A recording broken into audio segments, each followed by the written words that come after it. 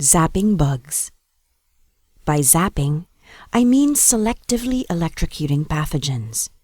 For years, I used a commercial frequency generator to zap one pathogen after another. First, I made a chart of the frequencies for most of the bacteria and viruses in my collection, over 80.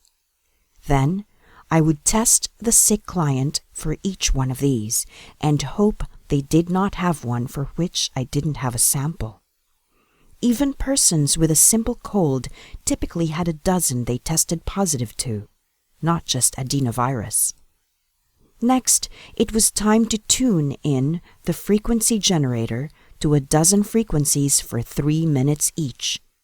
The total process, testing and treatment, would take about 2 hours. They frequently got immediate relief, but often the relief would be temporary. What I didn't know at that time was that viruses could infect a larger parasite, such as a roundworm. Until you killed your roundworm and your virus, you would keep getting the virus back promptly. In 1993, my son Jeffrey joined me, and we tried a new approach.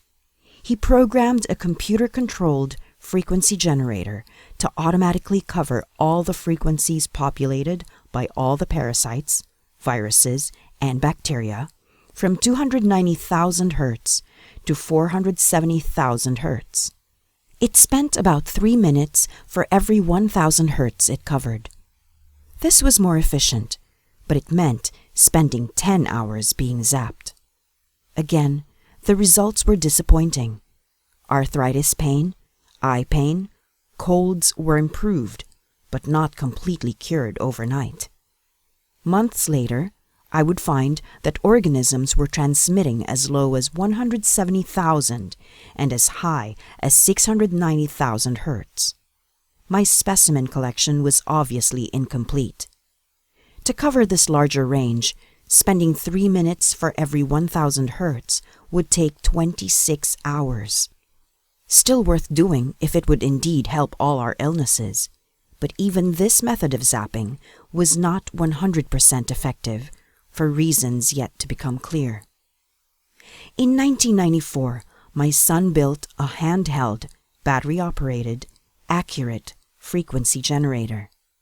The purpose was to enable everyone to kill the intestinal fluke at 434,000 Hz with a low-cost device. Enough benefit would be derived from zapping at various frequencies that I thought everyone should know how to make one. When I tested it on one of my own bacteria, however, 3 others at much different frequencies died also. This had never happened before. When I tested it on others, even though they had dozens of pathogens, all were killed. Subsequent testing showed it was not due to some unique design or special waveform produced by the device. It was due to battery operation. Any positively offset frequency kills all bacteria, viruses, and parasites simultaneously, given sufficient voltage, 5 to 10 volts, duration, 7 minutes, and frequency, anything from 10 Hz to 500,000 Hz. Before this, I had always set my commercial frequency generator to alternate between positive and negative voltage. Now, I tried setting it to alternate between positive and 0 voltage, positive offset.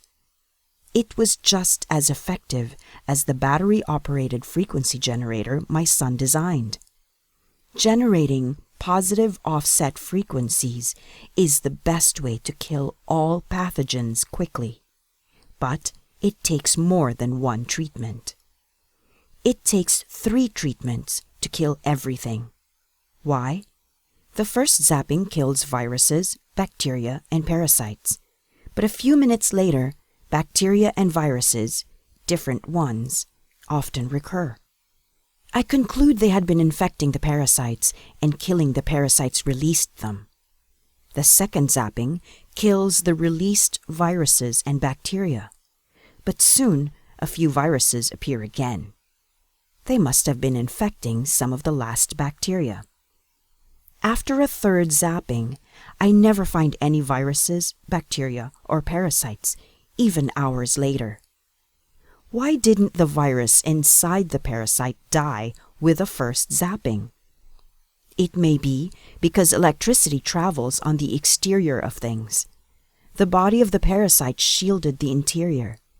This is why my earlier, promising work, spending hours on a frequency generator, gave only partial or temporary improvement.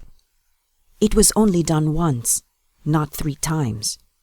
And it explains why a single treatment with a frequency generator or zapper frequently gives you a cold. Zapping does not kill shielded organisms, such as those that may be in the middle of your stomach or intestines.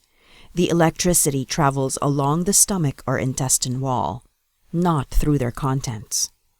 So, zapping is still not perfect, but can bring such manifest relief that everyone should buy or make one.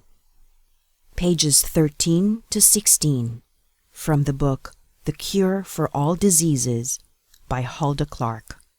For more information, visit huldaclark.com. If you liked this video, give us a thumbs up down below and subscribe for more videos like this one. Have a great day.